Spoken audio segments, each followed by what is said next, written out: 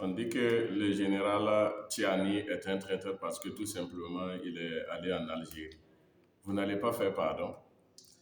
Même quand on soutient l'AES là, il y a un minimum de réserve qu'on doit avoir quand on veut tenir des propos ou des jugements à l'endroit de nos présidents.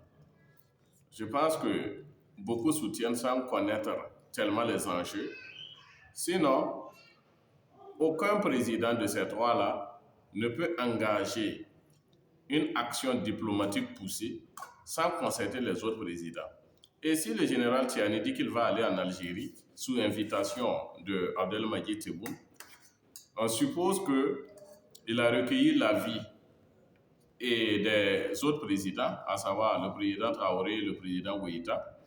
Et certainement, entre les trois, avec les trois du moins, ils ont sûrement harmonisé et donné des orientations sur la suite diplomatique qu'il faut donner à cette invitation.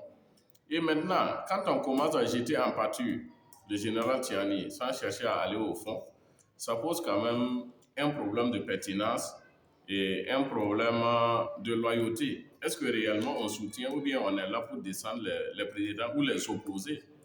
Et là, je pense que c'est quand même dangereux, même quand on se dit soutien. Et vous avez vu qu'après la visite de Tiani en Algérie, dans la même foulée, l'ambassadeur malien a pris son vol pour aller prendre service du côté d'Algérie. On n'est pas là avec un esprit belliqueux pour chercher à faire la guerre partout. Et dans la mesure où on peut faire des consensus, on les fait et puis on avance.